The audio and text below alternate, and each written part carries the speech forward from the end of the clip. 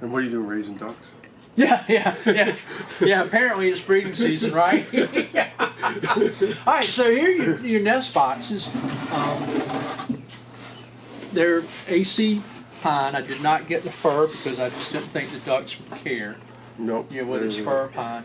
It's glued with exterior waterproof glue, not water resistant glue. I figured ducks probably get around water every now and then, right? So, And it rains outside too. and it rains, so.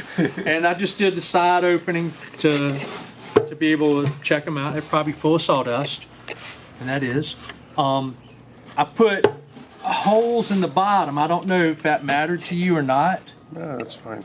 but I decided if they did decide to take a shower inside the box or something, it would drain out. So. Yep. So I just did 4 holes. I think the other boxes have 5 holes on them, but and they're not that heavy. And I know on your drawing you showed a 4-inch roof overhang. To get you the height on the box, these ended up being like 5/8 of an inch short of 4. Yeah, that's, So I didn't think that would matter. that's fine. No. I feel As a matter of fact, I was just talking to a friend of mine the other day. He said in order to save money on boxes, he went to 8x8 boxes and just shrank them down. Because the wood ducks, they don't really care. They'll still go in there anyway. Right. And it's good for variety, and that's what we kind of we've noticed that, like, there's one box I'm building up north, and actually a friend of mine built it out of PVC, PVC plywood. Yeah. His idea was it would last forever. Yeah. Well. And the goldeneyes love it.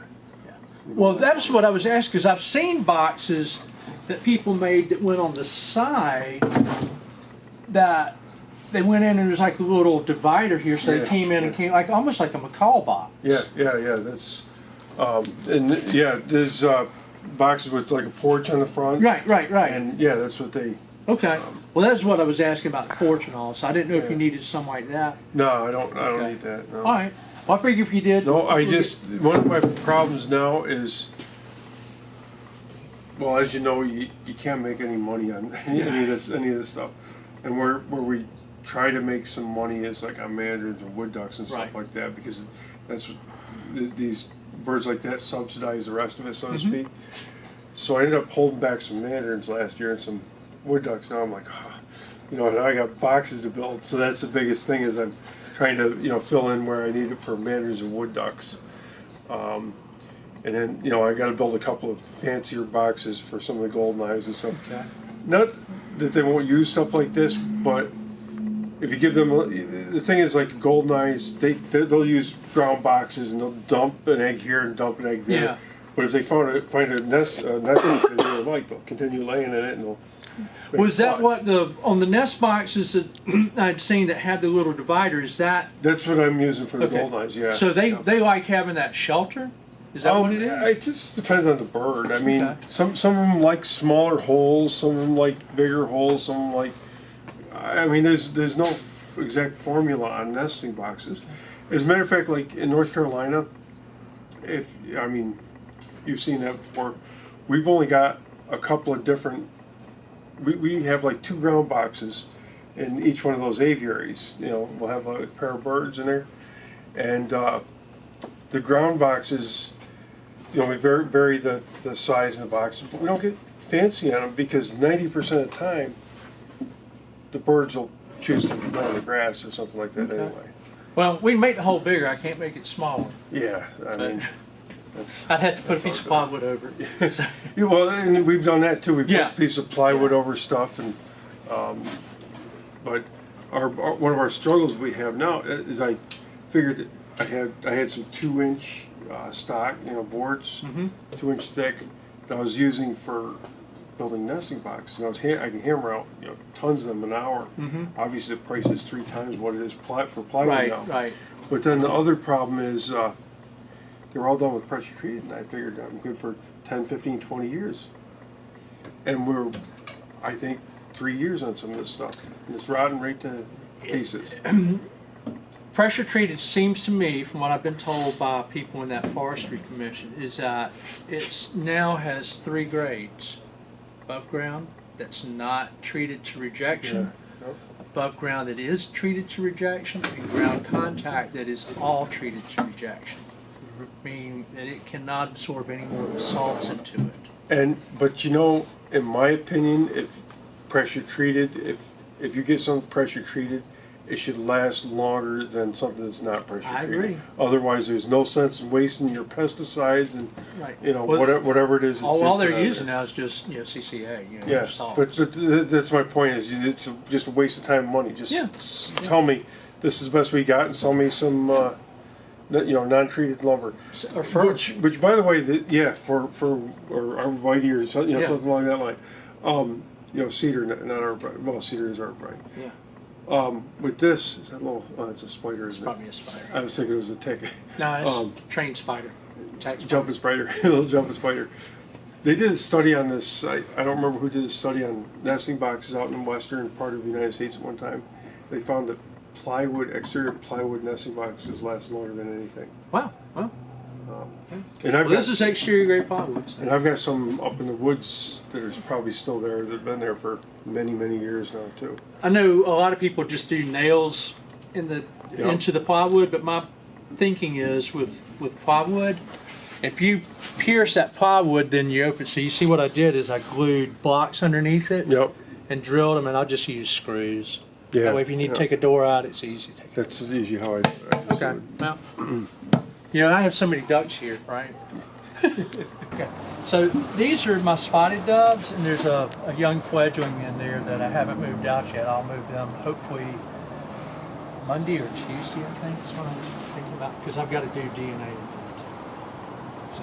The sharp little birds. Yeah, I just haven't sold any of them. Where are they from? Do you know where they're from? They're Indochina. Indochina. Asian bird. So, I see you got heat lamps in there for them? Well, I do when it drops down. The spotted and most of these, I don't put heat on unless it's down in the 20s. Mm-hmm. And we had, about a month ago, we had a night that got down to like 26. And you see how diligent I am about getting the heat lamps out. Yeah. So they're still in here. But that was from when we had that real cold night. And I usually, for the wintertime, I usually wrap these pins with plastic. Yeah. You still see staples. And when it started getting 80, 82 degrees, I didn't want to leave the plastic on and have them overheat. Even though I think there's good airflow, it's just with the way our sun tracks. Yeah, it's the same thing up where we are. Okay. It just like really overnight. Is this just to keep your heat in the wintertime, or No. is that to keep your snakes out? That's to keep my snakes out. I like my pet snakes outside of the pens. So, yeah, that's to keep snakes out. Yeah, It's just we've kind fun. of done the same thing down Yeah. at our farm. Electric fence to keep your raccoons out. Yep. Yeah, and as you see, actually I think that was the advice you gave me: run 2 strands 6 inches apart. Yep. Yep. So there it is. I listen. I'm instructable, right? I Yep. told you I could be taught. So and that's with us. I always say, we don't make any money, so we can't afford to lose any money. So, right. for whatever, for the $100 and something investment for some electric fence, it's certainly worth it. I do know. I tried. You had mentioned to me several years ago to run wire on top, Uh-huh. and I found that doesn't work because they're not grounded. They don't ground when they're on top of the netting. That netting doesn't make any grounding. That you could climb up on the fiberglass ladder and grab a hold of it, and you'd feel a little, but it wouldn't light you up. But if you're climbing on this, but my problem is you see all the trees that were coming down out the trees. Yeah. So, but we fixed that. We no longer use netting. So one of the places we visited recently, of course, you got a little more trees and stuff. Mm-hmm. One guy was taking aluminum foil and wrapping it around the trees so you could see when the raccoons were climbing up on it. You see little dig marks in it. Okay. But you have to go around looking every day. And obviously, I don't think raccoons are going to come through all this stuff. We They're going to didn't look have for problems nice. up here. It's down in the bottom. They're going to look for nice big trees to go up over. They're not going to get up over this little. This is green wings in here, and if you notice on the inside of the door, I have fiberglass screening. The primary reason for that screening. These birds are extremely wild, and they will fly out. So I can reach in here, split the screen, grab the water and grab the food, and I still have some protection of the bird coming out. And the reason the first thing out of my mouth was so they can't see your face. Yeah. Which, because we were at an aviary recently, and that was his thing. He has it up on the door, so you know, like it was like Right. feed bags or something. Right. So they wouldn't see your face, and they wouldn't be spooked. Right. Because you know you're a big predator. Everything's a predator. These guys. Now this one I don't do it, and here's what I learned. On these I put the doors up real high, thinking that way they got all of this. Well, they're doves. They fly. They're up. Yeah. They're up. Well, some of them were ground doves, and right. some were up. So these, I put the door lower, and I haven't had any issue with them trying to escape on it. So the doors are lower. They typically, as you see, they're going up at the top when the door opens. Yep. So I haven't had any issue with that because I can block that door pretty well. Over here, they're up high and there's no opening. They see it open. So, what is the recoverability on these things if you get them loose? And okay. How do you get them back? I'll show you as we go down. There's another spotted dove, like 2 pins on down. That's a little male that I had, and he was up here. Before I had the fiberglass screening, I opened the door and I reached in to get the water, and I felt something buzz my hair. He was out. He was gone. Across the street. Well, he's gone. I guess, yeah, I don't need a female for him, right? Mm-hmm.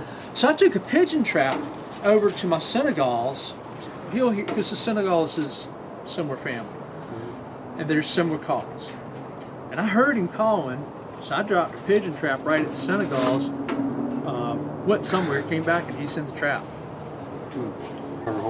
Well, so all these birds, everything that you keep, you have just these little hanging baskets, or you the nest. Well, some of them use the 6x with 2.5-inch lip. I have others like the crested on the other side. I use stainless steel colanders that I paint black, and I take a coat hanger, like a hanger for it. I found that the Australians like a little bit of move. Like tree branches. Yeah, they like move. There's one in that the lace neck pen. I've got a colander in there. They'll sit up in it, but they won't nest in it. So we had, I actually did something just like that for those triangulated spotted pigeons, and they were always laying eggs in there. Yeah. Always. They loved it. Yeah. So, are these things hardy or not hardy or mediocre? They're probably about like any of the Asian doves. They do okay. They're hardier than zebra doves. They're probably not as hardy as Australian crested. But they're definitely not something that you would keep in the north. That would be something like down in the south. No, if you're kept them up north, you want them in a heated enclosure. Although every time I say something like that, there's always somebody that says, "Oh, well, I've got them, and I keep them on top of an igloo." There was apparently somebody up in Maine that was breeding Nicobar pigeons or something. Yeah, outside. Yeah, it's crazy. Okay. I wouldn't get away with it. No, that's the thing. I wouldn't get away with that stuff either. Yeah, I mean, the humidity. I think part of the issue we have here is the humidity's so high. I think that's one of the factors. I think it's not temperature; it's temperature and humidity. That combination here is what makes it You know, it's funny because a lot of people think that waterfowl do better in New York or North Carolina or whatever, depending. But it all really depends on, like, in North Carolina, you can keep eiders and you can keep mergansers and everything, and it isn't usually about the humidity or temperature. It's just the combination. I mean, it's about the combination of things. Okay, not so it's just, not a singular. Yeah, okay. Yeah. And and of course with some of these birds, they don't breed at the lower latitudes, but people attribute it to temperatures and humidity and stuff, when in fact it's not temperature and humidity. It's just the daylight. It's daylight hours. Yeah. People don't realize, like when we up in New York, in the wintertime, the daylight hours down in North Carolina are an hour longer than they are up in New York. Mm-hmm. But then you start getting into this time of year, and then it starts closing in, and then so the latest it's light out down in North Carolina is like 8 o'clock at night, and you're pushing 9:30, 10 o'clock at night, it's light out up in New York. So that diurnal cycle gets a little. Yeah. Okay. Yep. So what we use, but the same thing with the morning, dawn is different, different. It's earlier in New York in the summertime as well. Okay. So it's really creates some good opportunities for us because we found that, there's a lot of times where certain birds don't come into condition some years, so we can actually flip their whole circadian rhythm upside down and stimulate. We actually had, an acquaintance of mine passed away 2 years ago, almost 3 years ago now, and we ended up getting some of his Indian geese. We had them 2 years up in New York. They were laying in like July, and all the eggs were infertile. Okay. So I finally, this past fall, I said, we're going to move these things down to North Carolina. We're going to see what we can do to intentionally trip their circadian rhythm and, change it. Well, so we moved down to North Carolina. They actually started laying. We got three females with eggs right now. Wow. So We 2 months. we have fertile eggs. It was 3 out of 9 eggs, but I'm happy because I was getting nothing up in New York. But so we managed to flip them just by moving them down south. The latitude change. Yep. And I know we had a conversation earlier today at the meeting, and people were talking about they had birds that did fine, and they're in their 3rd and 4th year, and they're not getting anything out of the birds. They're not getting fertile eggs and all. And I said, when's the last time you changed their environmental stimulus?